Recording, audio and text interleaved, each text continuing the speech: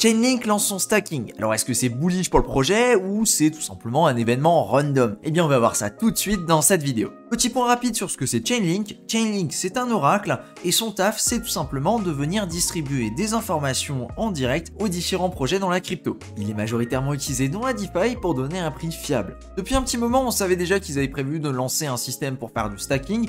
Maintenant aujourd'hui c'est officiel et c'est lancé. Alors à quoi ça ressemble et quel est l'intérêt? Première chose à savoir c'est qu'on ne va pouvoir venir que stacker 25 millions de lignes. Et autre chose à savoir, c'est que ce stacking là s'ouvre en deux phases. La première, elle a ouvert aujourd'hui, jour où je tourne la vidéo, le 6 décembre. Globalement, pour être dans la liste, il faut avoir utilisé Chainlink et en avoir sur son portefeuille depuis un sacré moment déjà. Sinon, la pool sera disponible pour tout le monde dans la limite des 25 millions de links à partir du 8 décembre. Le link que tu vas venir stacker et les rewards que tu vas venir générer seront bloqués pendant une durée non déterminée. En effet, ce sera pas disponible avant la sortie de la version 0.2, un petit peu comme ce qui a été fait avec Ethereum. Là où notamment à l'heure actuelle, les personnes qui ont stacké sur Ethereum 2.0, eh bien ne peuvent tout simplement pas retirer tant que la mise à jour Shanghai n'est pas implantée. Et a priori, elle est prévue dans 9 à 12 mois. Du coup, en quoi c'est intéressant au niveau du prix? Eh bien globalement, ça revient à réduire la supply de 5%.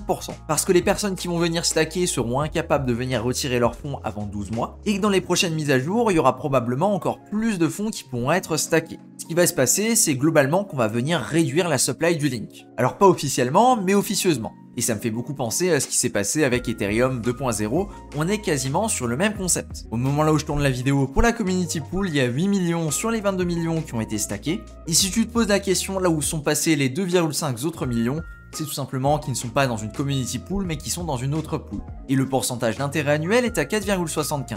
Alors je suis allé chercher plus loin parce qu'évidemment j'avais envie de savoir d'où ils sortent l'argent et comment ça fonctionnait.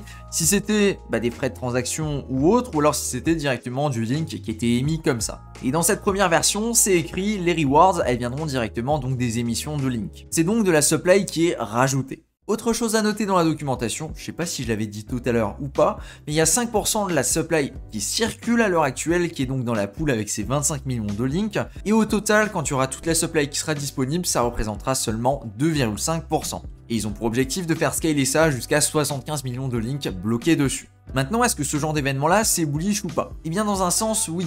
Tout simplement parce qu'on va venir réduire la supply disponible et que donc par conséquent, quelque chose qui est plus rare a tendance à apprécier en valeur. Maintenant, il ne faut pas oublier qu'on avait l'information depuis un petit moment que c'était quelque chose qui allait arriver et c'est probable que ce soit également un événement sell the news.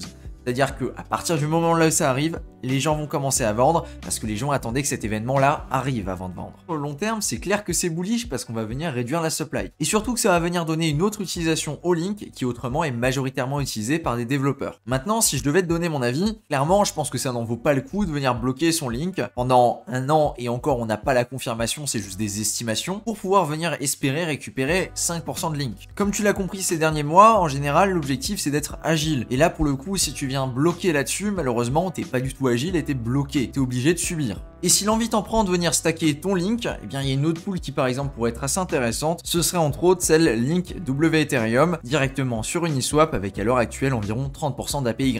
Attention, pas APR mais bien APY. En APR ça doit faire quoi, 25%, quelque chose comme ça. On est d'accord sur le fait que les risques sont pas exactement les mêmes, tu vas pas faire du stacking d'une seule crypto-monnaie, tu as l'impermanent loss en plus et en plus de ça t'as la variation au niveau du W Ethereum, on est d'accord. Mais par contre avec ça, tu vas venir générer tes intérêts et si demain il y a un souci ou demain tu as envie de sortir de ta position, il n'y a absolument aucun souci, tu pourras le faire. Et d'ailleurs si tu veux la moyenne, elle doit être environ 20% d'APY, avec certains événements, notamment des grosses ventes qui l'ont fait passer à quand même beaucoup plus. Même si bon, c'est juste sur quelques jours, faut pas abuser non plus. Tu sais maintenant tout ce qu'il y a à savoir sur le stacking de Chainlink. Si tu as apprécié cette vidéo, je peux te recommander une autre vidéo, elle s'affiche maintenant tout de suite sur l'écran. Merci à toi de ton attention, c'était Cryptomage. Yo.